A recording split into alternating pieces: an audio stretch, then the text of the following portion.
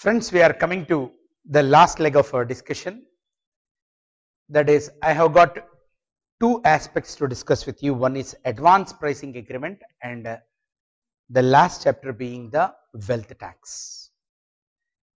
See, since general anti-avoidance rules are made effective from 14 and 15 assessment year,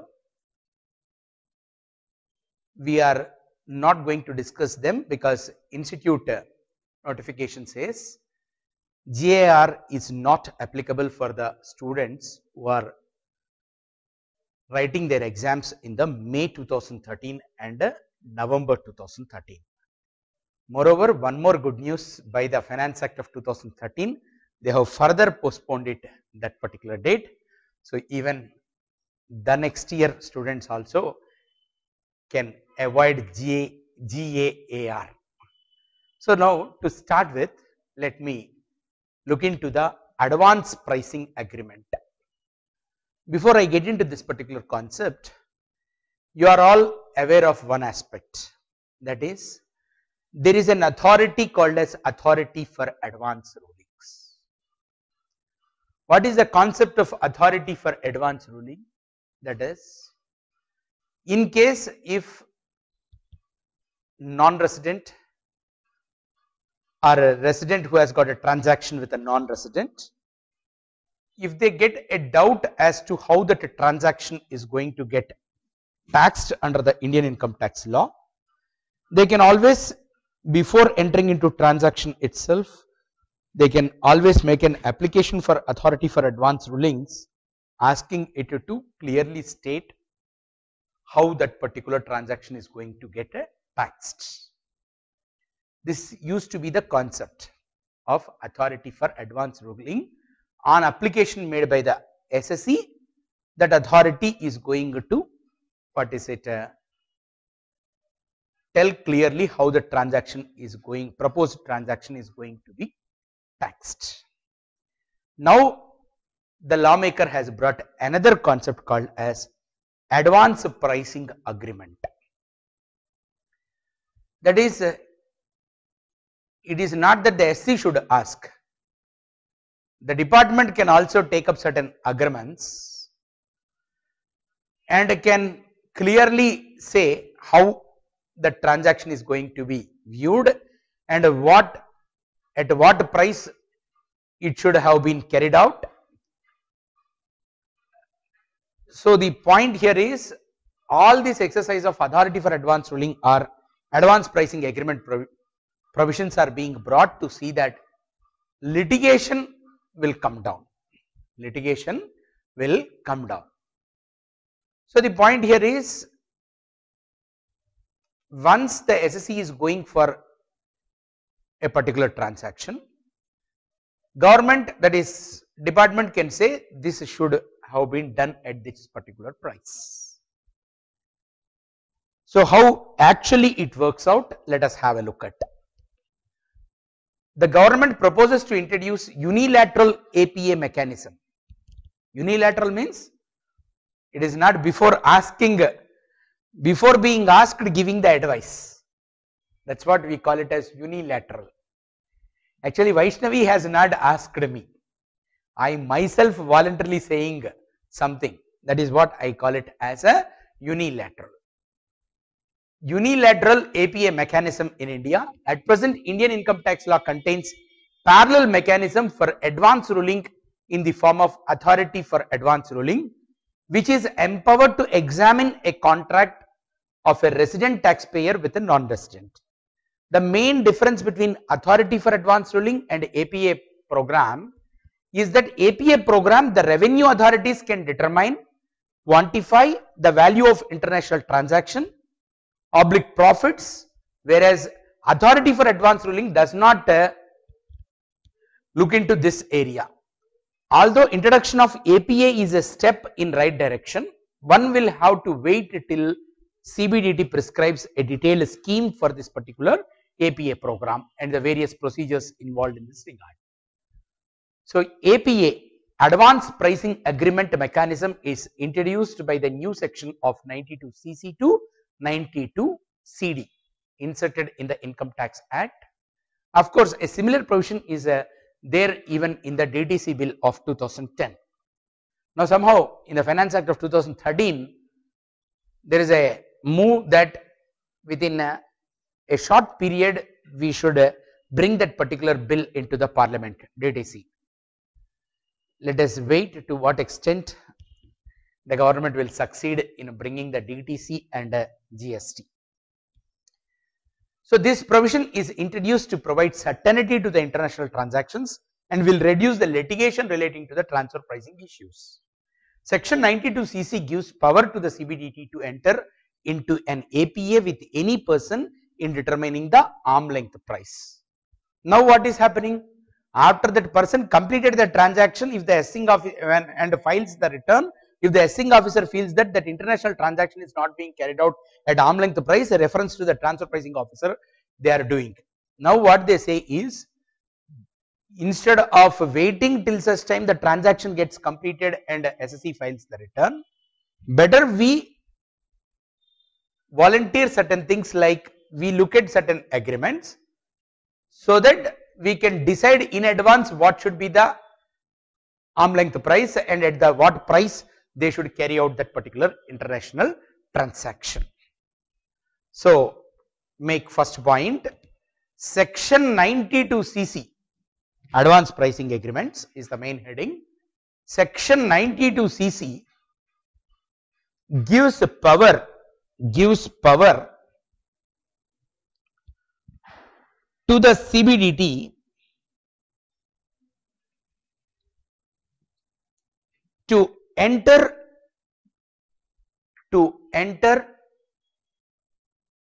into an APA. APA means advance pricing agreement, comma, with any person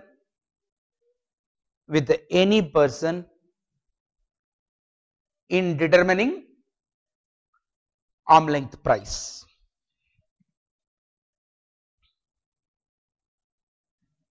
So, how the provisions of 92CC will come into play?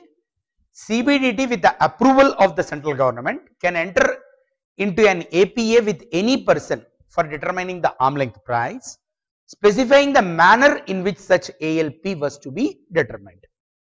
So, this APA will relate to an international transaction to be entered into by that particular person.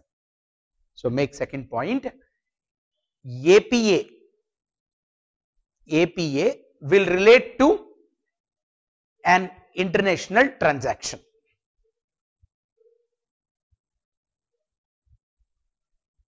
Then friends, the manner in which ALP is to be determined in the arm length price is to be determined in the above APA may include any methods referred to in section 92C1 or any other method with such adjustments or variations as the SSE and CBDT may agree upon. So, the point here is, already you have got 6 methods to ascertain the ALP. So, once this APA comes into play, CBDT and that particular SC will sit together, and with the variations which are agreed upon by both the parties, they will come to a consensus that yes, this transaction has to be done at this particular price. That means government is encouraging the CBDT to have more work. Till today, CBDT is a regulator. Now we are enhancing the work of the the CBDT. In what way? That is, we are asking the CBDT to go through all the possible transactions which the different SSEs may enter in the international level and call them for a sitting and decide about what is the proper appropriate method for deciding arm length price, and with the variations that are being agreed by the CBDT and that particular SSE, they can decide about what can be the arm length price. So, please make note. Third point, the manner in which ALP is to be determined.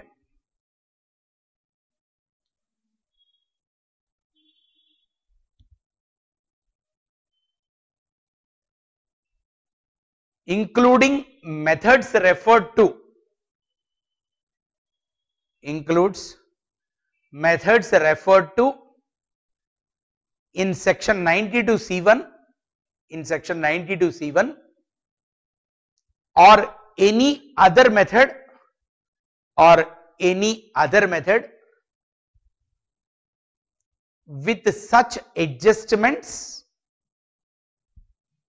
or variations as the SSE and the CBDT agree upon.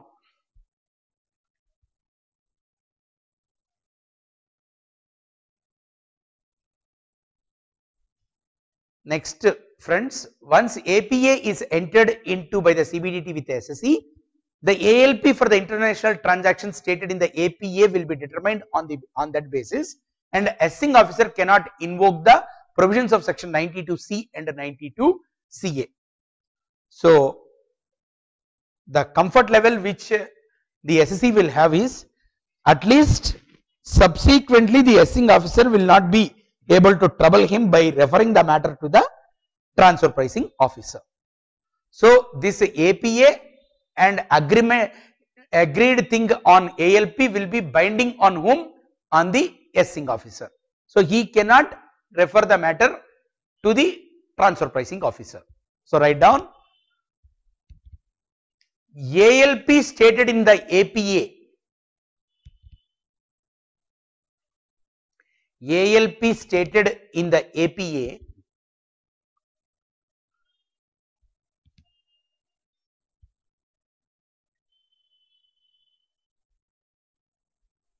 need to be accepted by the assessing officer, need to be accepted by the assessing officer, and he cannot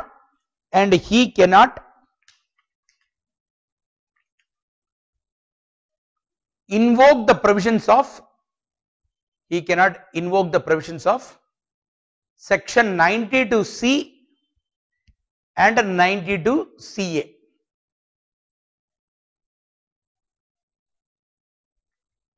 So what is the validity of this APA? APA referred above shall be valid for such a period not exceeding 5 years as specified in the APA.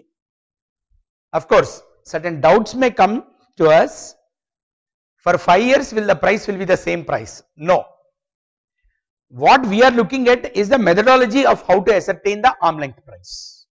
We are not saying that the price gets decided. In any case, CBDT has to come with a full module on it. Today it is only that we have made a curtain raiser that possibly this kind of scenario will come into the play. It has not come fully into the play even today also. So look at next point, you write, APA referred advance pricing agreement shall be valid for such period, APA referred shall be valid for such a period not exceeding 5 years, as specified in APA.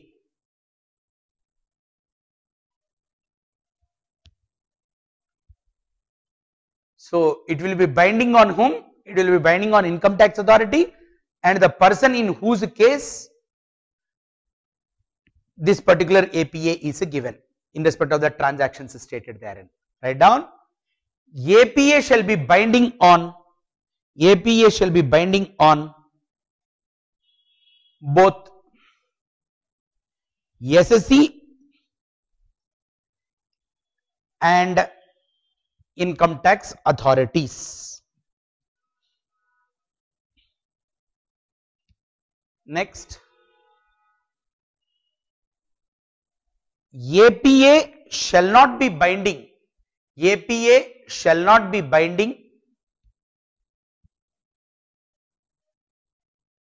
if there is a change, if there is a change in the law or the facts relating to the APA, in the law or the facts relating to APA. Then the seventh aspect of it is, see, CBDT with the approval of the government can declare APA as void ab initio in case if it finds that this APA has been obtained by fraud or misrepresentation. Similar provisions we have studied even in the Authority for Advance Ruling and Settlement Commission also. So if you give a fraud and misrepresenting facts and then obtain an APA, that APA is a void ab initio. Write down. CBDT with approval of the government, CBDT with approval of the government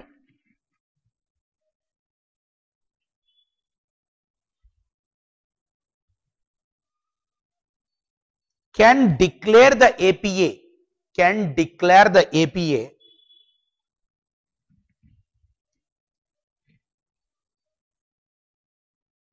as void ab initio, as void ab initio if it finds that, APA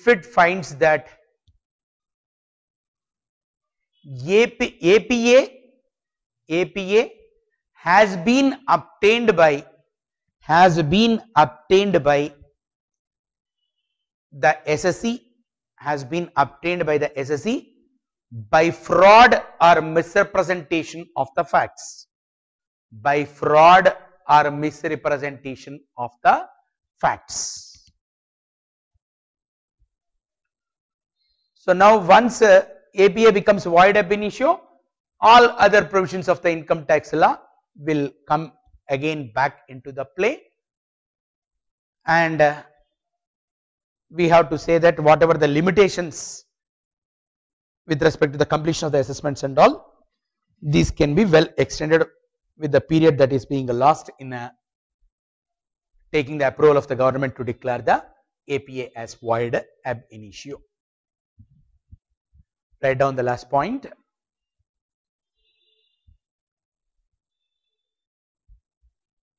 If APA is declared as void, if APA is declared as void by the CBDT,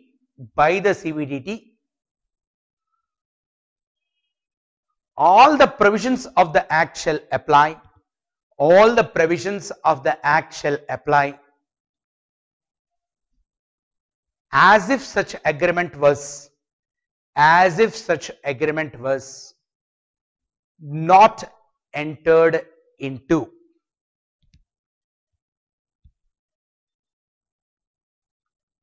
Next, the period from the date of APA, the period from the date of the APA to the date of its cancellation, to the date of its cancellation, will not be counted for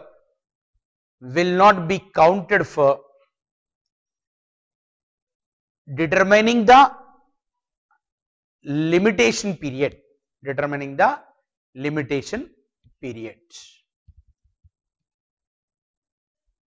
Then friends, what is the effects of this APA?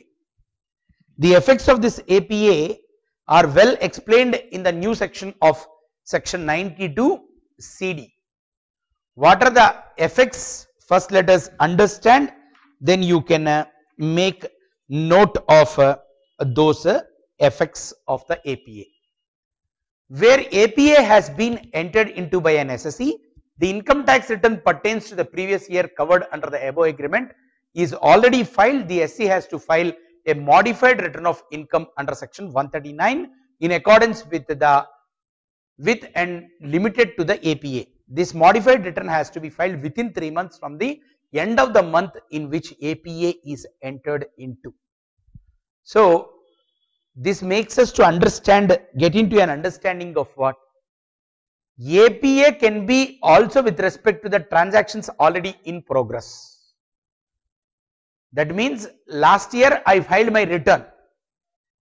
Now I am entering into an agreement with the CBDT, and CBDT specifies that this transaction has to be carried out at this particular price, and we will treat this as the arm length price. Consequently, that gives rise to a defect in my income tax return which I already filed. If that is the case, I can file a revised return with respect to that particular assessment year, and that must be done within 3 months from the end of the month in which the APA is entered. This is one consequence. Write down main heading. Possibly this type of questions can come. Consequences of APA. Consequential effects of APA. Consequential effects of APA. Number 1,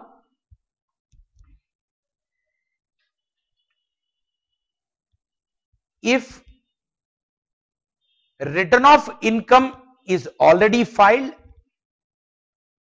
if return of income is already filed, then the SSE has to file,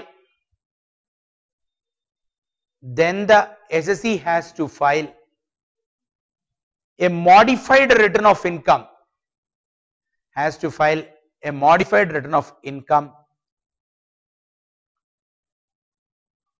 under section 139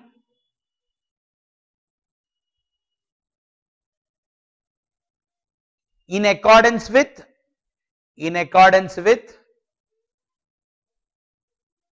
and limited to APA,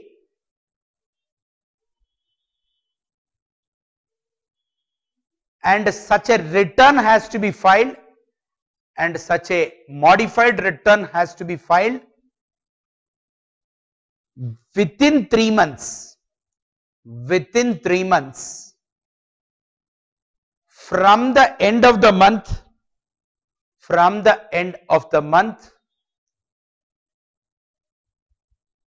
in which APA is entered into. End of the month in which APA is entered into. Then friends, once such a modified return of income is filed, assessing officer will have to assess and reassess and recompute the income irrespective of the fact whether the assessment or reassessment proceedings are over or not in accordance with the APA. So this is another implication on the assessing officer. Even if the assessment got completed also, again you have to take up the same for the assessment to adopt this particular APA. So please make note. Assessing officer will have to assess,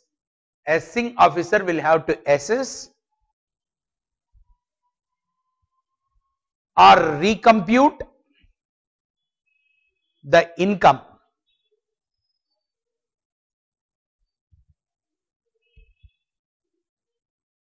even if assessment proceedings are over,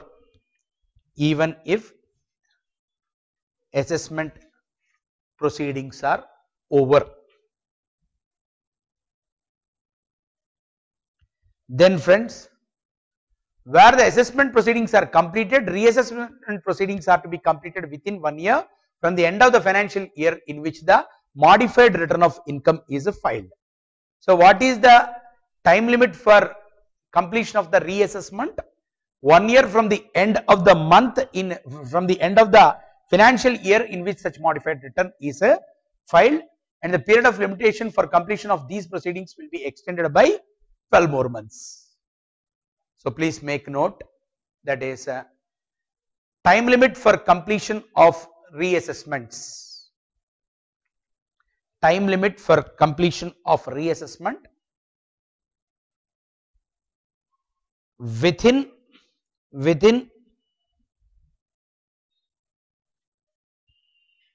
12 months from the end of the month within 12 months from the end of the financial year, not the month, from the end of the financial year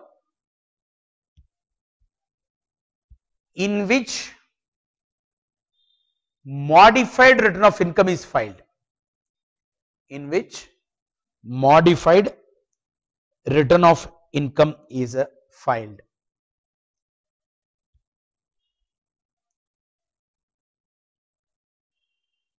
Then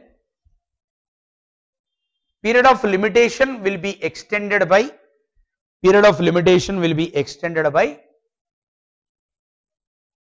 12 months, extended by 12 months.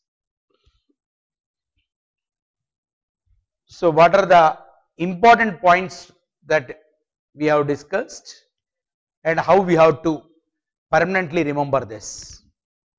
Considering the wording of section 92cc and 92cd and the intention of the legislation, it is possible for any SC who has already entered into an international transaction in the earlier years, he can approach the what is his CBDT after 1/7/2012 to enter into an APA in respect of such transactions which are already entered into in the past. So that's what I am saying. APA is both with respect to the past transactions as well as the future transactions. This will enable the SC to apply to the assessing officer that pending assessment may be completed on the basis of the APA, so that he can request the assessing officer to complete the pending assessment based on the APA which he has entered into with the CBDT. So it appears that even if any appeals are pending for any of the earlier years, the SC will be entitled to withdraw those appeals and can approach the assessing officer to make the reassessment or recomputation of the income for those years in accordance with the APA. So for this purpose, SC should ensure APA covers all earlier years for which disputes are pending. So even appeal can be withdrawn and again you can go to the assessing officer with a modified return and all. What are the other important points is, since the transfer pricing provisions have now been extended to specific domestic transactions, also it will be in the interest of the SC and the tax department that above provisions of advance pricing agreement are extended to the specific domestic transactions also. This is only our pleading, not that it is being done. So this, so that litigation can be reduced even with the specific domestic transactions also. So that makes our study of what is it, the advance pricing element to a close. And please remember, whenever a new aspect comes into the law, definitely that is very, very important from the what is it, CA final examination point of view. Now I move to the last leg of our discussion, that is wealth tax is a point. See, I have got only 4 amendments in the wealth tax. First is definition of the assets. Of course, you can listen elaborately my discussion on wealth tax for about 10-12 hours. The module is there with the CA Club India. Now the point here is, I am only touching upon with the 4 amendments which are being brought by the Finance Act of 2012. That is definition of the assets. If you remember, it is stated that if there is a residential unit and if it is given to an employee whose gross annual salary is less than 5 lakhs, then government is kind enough to say that it is not to be included in the net wealth. Now 5 lakhs is too small figure, so wisdom prevailed over them and they said, now this limit of gross annual salary we are increasing from 5 lakhs to 10 lakhs. So up to 10 lakhs, that is, in case if you are allowing that particular residential unit to be used by that particular employee or whole time director, then such a unit value will not be included in your net wealth is a point. Please make note. The first amendment in the wealth tax is number 1, definition of the assets. Any residential unit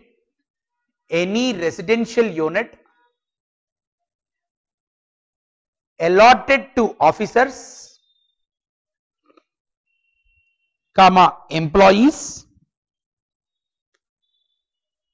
or whole-time directors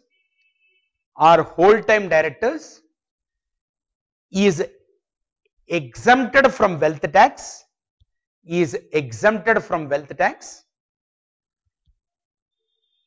if gross annual salary of such person is less than rupees 10 lakhs. Then friends, I move to the section 17, wealth escaping the assessment, income escaping assessment ke jaise.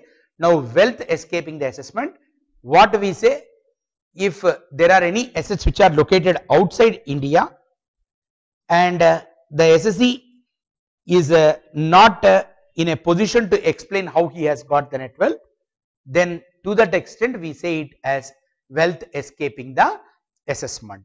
So this section is amended with effect from 1/7/2012.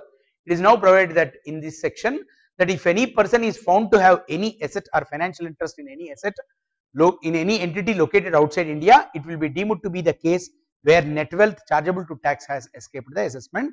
In such a case, wealth tax assessment can be reopened by the assessing officer within 16 years. So please make note of wealth escaping the assessment, section 17. That is, if any person is found to have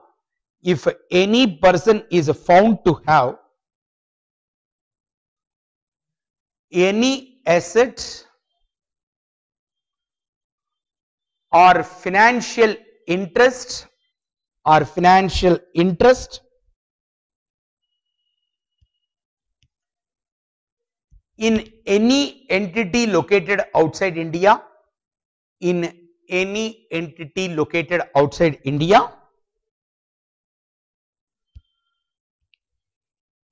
will be deemed to be a case, where net wealth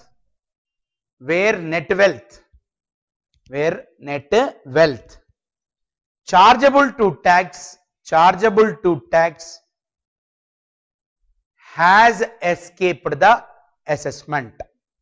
has escaped the assessment.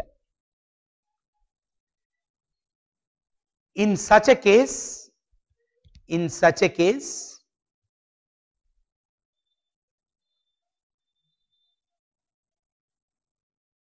wealth tax can be reopened.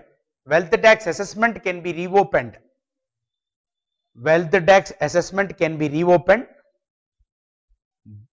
By the assessing officer within 16 years. So your 17A also got amended. What is the time limit for completion of assessments and reassessments? Just like in the income tax, even in wealth tax also we have extended the time limit for completion of the assessments by 3 more months. Write down section 17A, time limit for completion of assessment and reassessment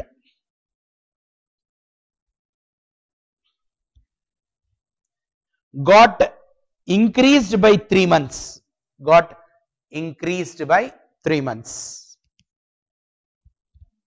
I am only giving you under which section the amendment came. As a student, it is your bounden duty to go through that particular section in its entirety and learn it and go, right? Then section 45, the last section. What is this section 45 says? Exemption from wealth tax to the section 25 companies, cooperative societies and social clubs recognized political parties and mutual funds. Now this list is being enhanced, and now it is stated that even the Reserve Bank of India will not be liable to pay the wealth tax with effect from 1/4/1957. So please make note, section 45 provides that RBI will not be liable. RBI will not be liable to pay the wealth tax. Friends, with that I am concluding this session on amendments brought by the Finance Act of 2012. I really thank all those students who sat in the live classroom and listened very patiently for these many hours, and much more interesting is that they also made note of all these things.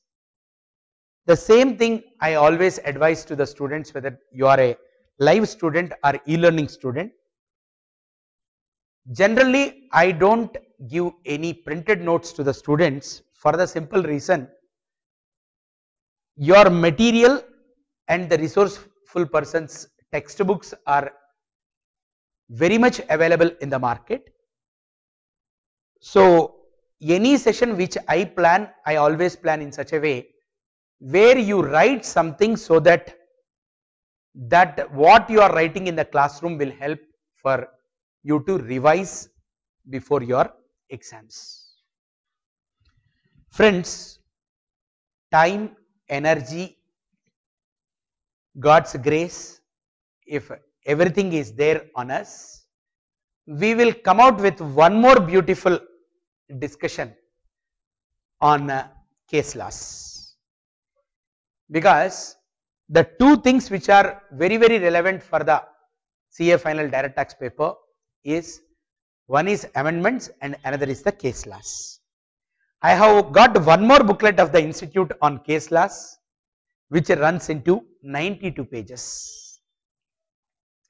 Yesterday when I am going through the different files of the CA Club India, I found one of the person condensed your 92 page case law into 12 pages notes. Of course, he beautifully brought the synopsis.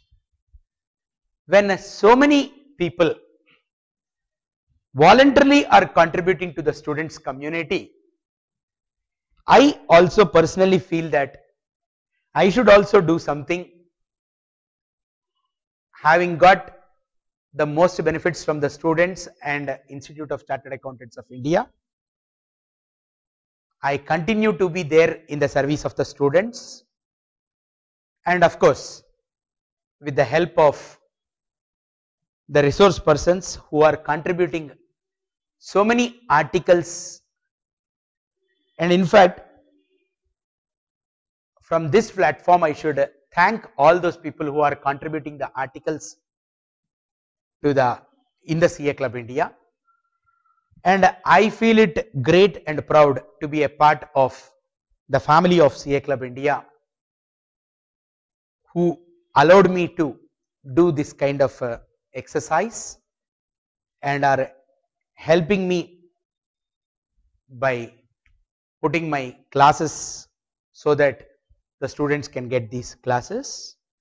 And I also thank our technology partner Dreams Learning Innovations and our partners of Y Chakravarti Associates and our life partner Jyotirmay, who has done a wonderful work in compiling all this material, and I thank one and all for the patient listening. Thank you.